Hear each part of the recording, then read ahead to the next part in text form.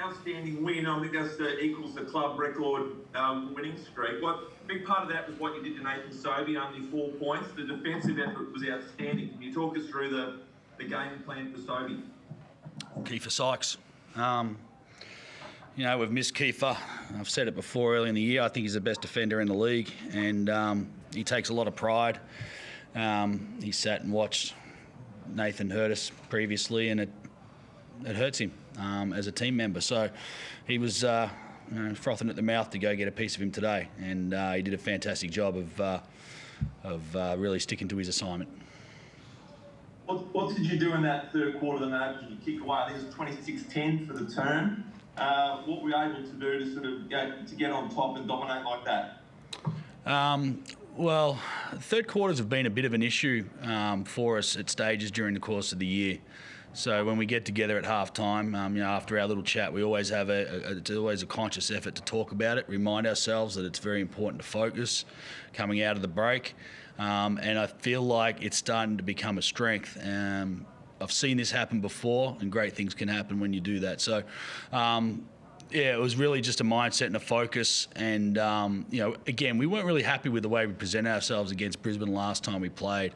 And, we wanted to give them our best tonight.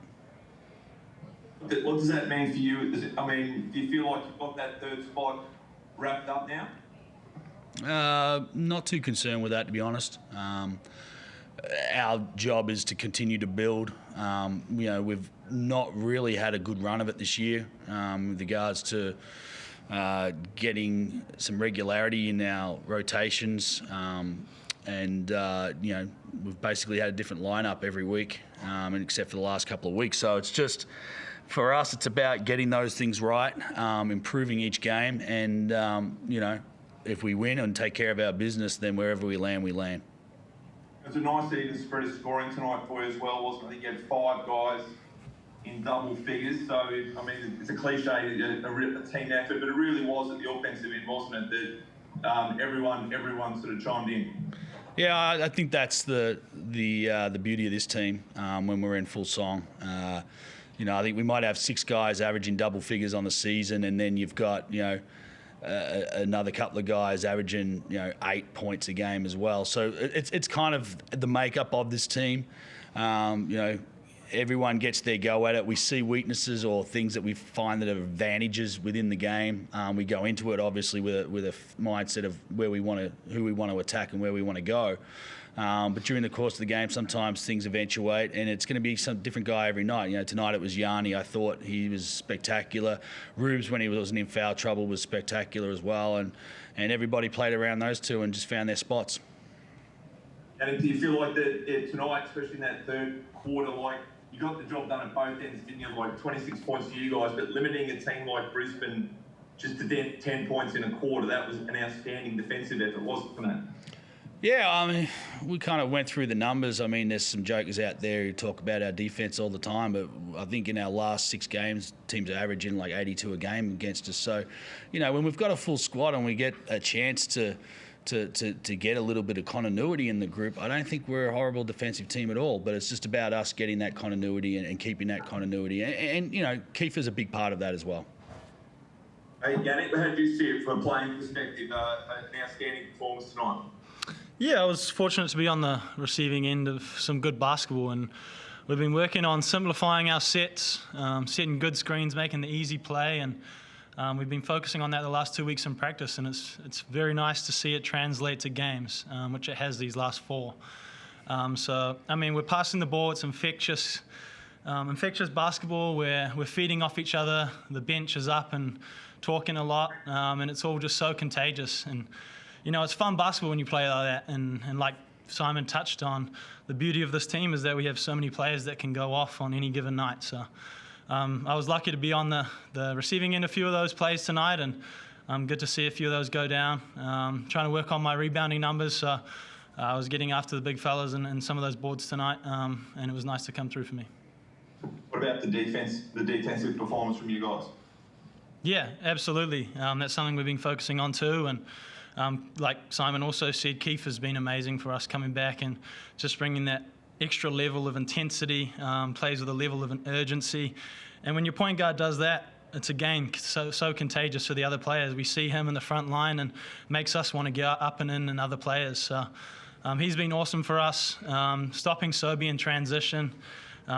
Limiting Lamar's looks tonight. That was the focus coming into the game, and we were able to shut those guys down somewhat. So credit to the whole team.